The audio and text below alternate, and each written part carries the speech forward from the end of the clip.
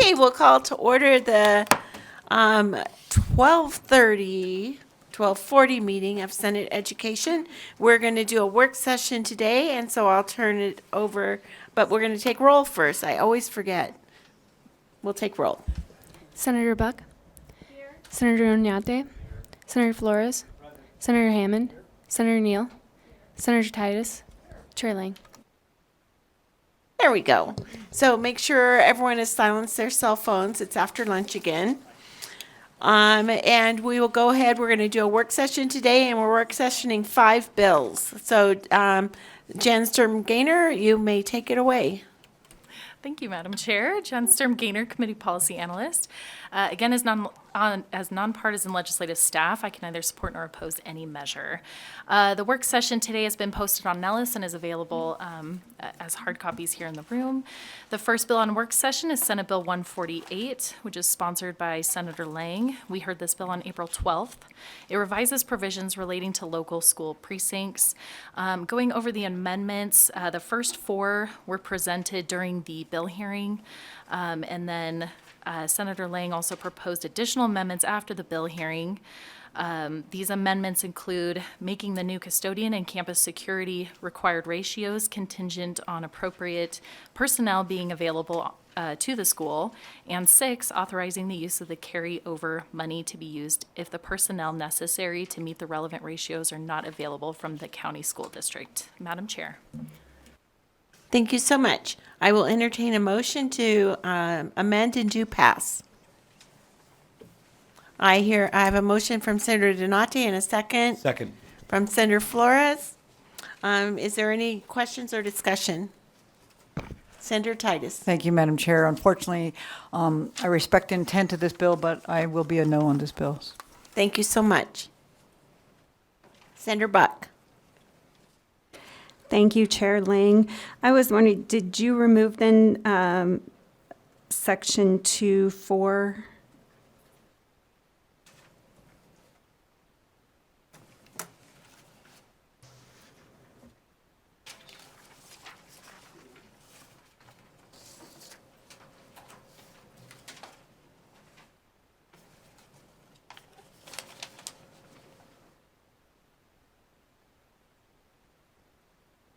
No, that is still in the bill.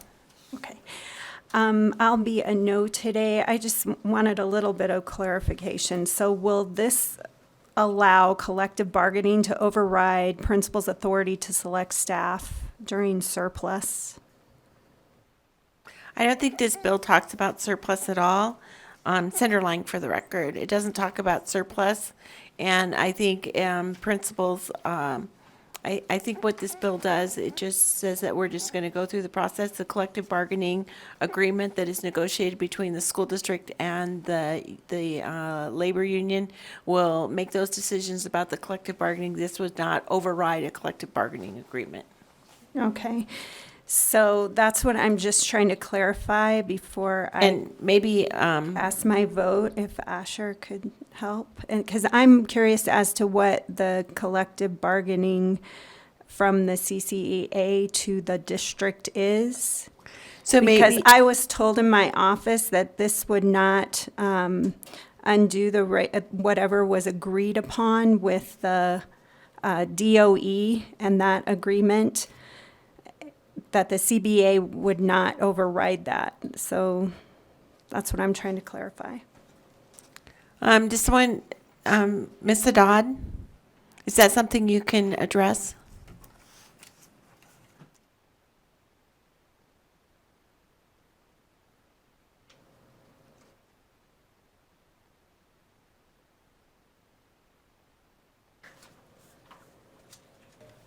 Patricia Haddad, Director of Government Relations. So I believe the initial question of whether or not it would impact how folks that are in the surplus are placed. My understanding is that is correct in regards to placement not being the sole discretion of the principal at that point and being specifically aligned to the CBA in that case. Okay, so Chair Lang, I'll be a no today because this, I don't want to set precedent in our body with the Supreme Court decision and waiting. And again, how do you run a school without the autonomy to staff it? Thank you. Thank you. Seeing no more questions, I'll take it for a vote. All those in favor of Senate Bill 148, please say yes. Yes. Aye. Opposed? Senator Titus and Senator Buck are noes. The motion passes. And Senator Hammond, I'm sorry. The motion passes. And we'll move to 292. Thank you, Madam Chair. Jen Storm Gaynor, Committee Policy Analyst. Next bill is Senate Bill 292, which was sponsored by Senator Pizzina. We heard this bill on April 10th, and the bill revises provisions relating to school administrators. Two proposed amendments are before this committee today. The first one was presented during the meeting. Amendment number 2 came after the bill hearing. The First Amendment removes Section 3 of the bill, which requires certain administrators in post-probationary status to apply for reappointment every 5 years. And 2, the amendment would add language that if the school's rating is reduced and at least 1/2 of the teachers request a transfer within 1 year, the principal will receive mentoring by the area superintendent. Madam Chair. Thank you. Are there any questions from the committee? If not, I'll take a motion. Motion to amend to pass from Senator Neal. Do I have a second? Second from Senator Donate. I guess I asked if there were any questions. Does anyone have any questions? Senator Titus. Not a question, a comment. Thank you, Madam Chair. I have really struggled with this one. I've heard from both sides and lots of administrators, lots of staff, and I've given my word to the school district members that came and visited with me that I would support this bill, and I'm going to continue and keep my word. So I will be a yes on this bill. Thank you. Thank you so much. Senator Buck. Thank you, Chair Lane. I really like Section 2 of the bill, the 3 years probation for newly appointed principals. However, I think that Section 224 needs to be removed because it has unintended consequences. The very students in low-income areas, why would I, as a highly effective principal, ever go and work in those schools to move that school if I knew that that it would potentially impact my career or my job?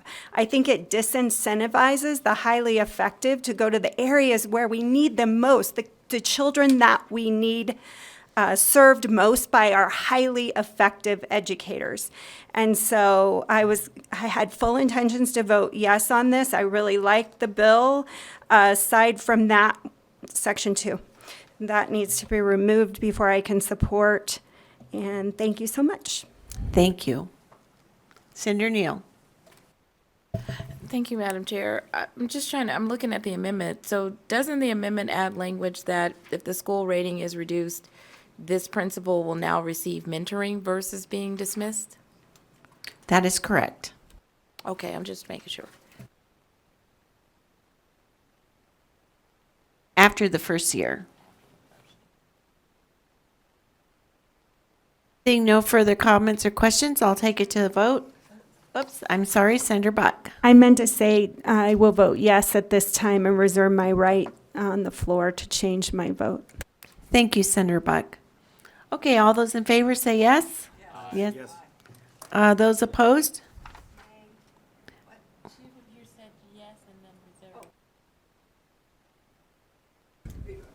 Go back. I'm sorry, I've got too many things going on. Okay, we'll I'm go a back. no with my reservation for the floor. Thank you. Okay, so let's take that vote one more time.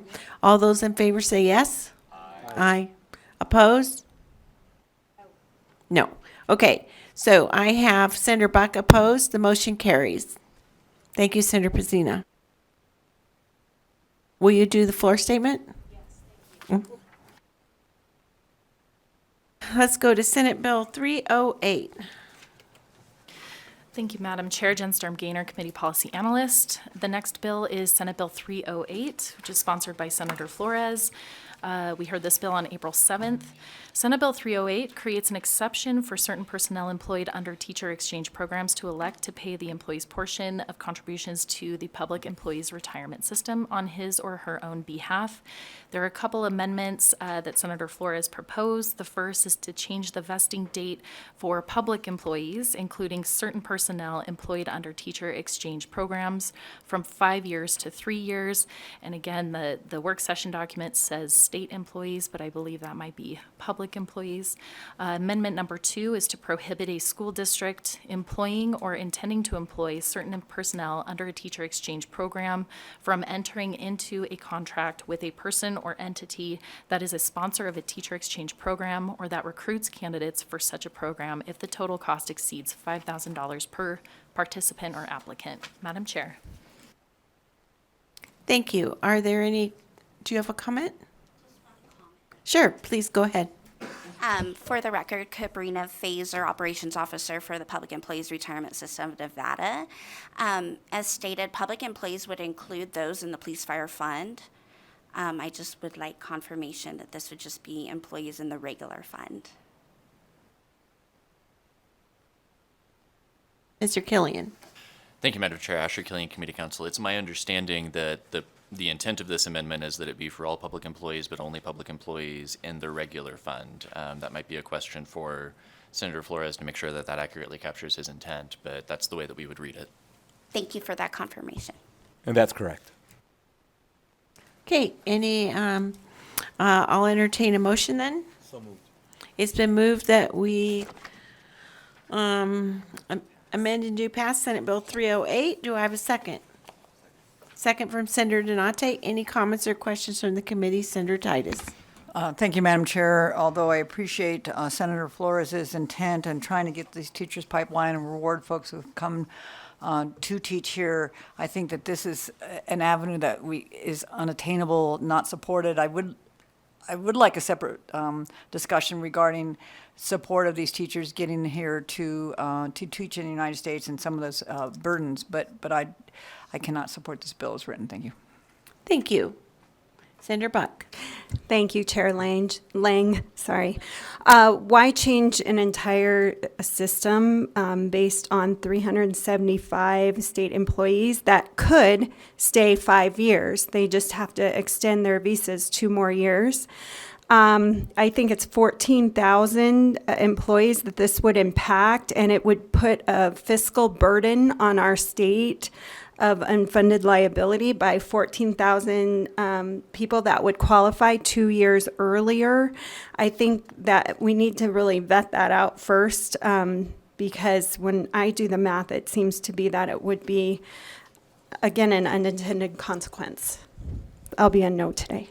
Thank you. Seeing no further questions or comments, I'll take it to a vote. All those in favor of Senate Bill 308, say aye. Aye. Opposed? Okay, the motion carries with Senator Buck and Senator Titus voting no. Senator Flores, will you take the floor statement? Yes, thank you. Thank you. Okay, let's go to Senate Bill 344. Thank you, Madam Chair. Jen Storm Gaynor, Committee Policy Analyst. The next bill is Senate Bill 344, which is sponsored by Senator Neal. We heard this bill on April 10th. And the bill revises provisions governing education. And just to go through the amendments here, amendments 1 through 5 were presented during the bill hearing, and then 6 through 12 were proposed following the bill hearing.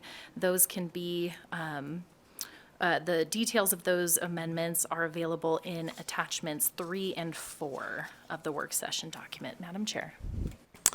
Thank you. I'll take a motion to entertain a motion for Senate Bill 344. It's a move by Senator Dante. Do I have a second?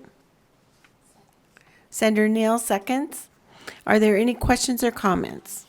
Senator Titus.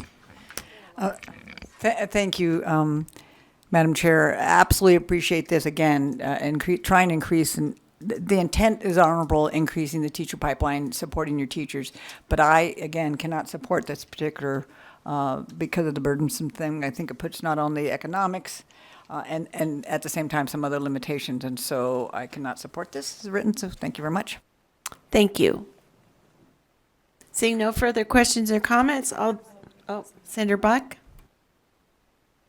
Thank you, Chair Ling. I see this again as an attack on charter schools, children and parents who choose charter schools, like Matt Kelly and many of the schools in that area. Some that are CCSD-controlled charter schools in that area are 1-stars for over a decade. So why would we want failing schools to have to hold students hostage when there's a viable option in the city of Las Vegas right nearby? So with that, I'm a no on this. Thank you. Senator Neal? Thank you, Madam Chair. So I just want to clarify a couple of things. Number one, I did allow for grants to continue, which were expected by the city of Henderson. Also, I did grandfather in the current activities that are happening with the city of Las Vegas, but not allowing them to expand beyond what's listed in NRS 279. So they can still run their early childhood programs, but just not expand into a full-on school where they're going to do K-12. So I wanted to clarify that on the record so that everybody's clear if you didn't read my many, many amendments.